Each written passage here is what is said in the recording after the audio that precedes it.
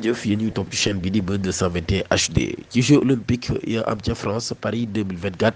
jiite réew bu Sénégal président Bassirou Diomaye Diakhar Faye bokk na ci njiitum réew ya fa teew moom mi nag mu daal di profité ci boobu la xew-xew ngir wax ci wàllum racisme muy bondantew xeet ci li nga xam ni moo di sport waaye daal ak ci fépp ci àdduna bi moom mi nag daal mi ngi profité di wax ci daal athlètes yi ak ñi nga xam ne ñoo di njiitu réew yi fépp ci àdduna bi rek dañoo war a xeex nag li nga xam ni moo di racisme muy bondante aw xeet moo xam bu nekk ci sport wala ci lu mati doon dene daal loolee gàllankoor rek lay jural li nga xam ne mooy àdduna bi kon daal moom saako nag bu baax a baax ci ñi nga xam ne ñoo di athlètes yi waaye daal ñi nga xam ne tamit ñoo di jiite àdduna yi ñoo daal di amal am taxawaay bu am solo kon ngir xeex mbir boobee dossier bi weddi ministre bi woon si wàllu yokkute askan wi yemale askan wi ak yemale réew mi ak si njiitu conseil yi koom-koom askan wi ak jaww ji di conseil économique social environnemental ñoo ngi ko jëlee ci alxames ji ñaar fukki fan ak juróom ci weeru juillet ci atum 2024 tey jii nag ci kanamu attekat ba ki nga xam ni moo di Mansour Faye ak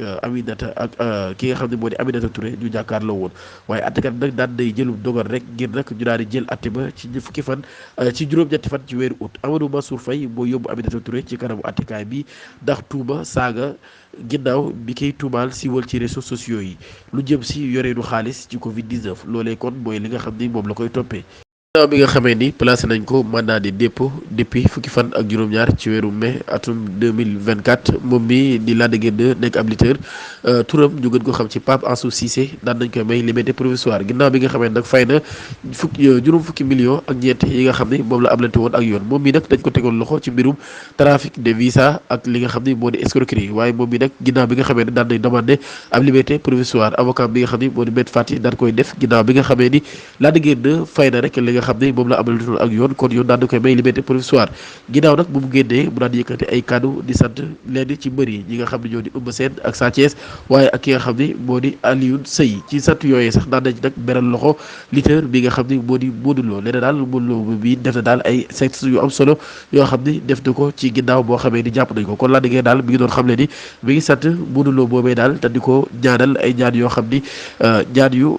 kawe lay doon ba tey moom Lac de Guiers bii daal ki nga xam ni nag moo di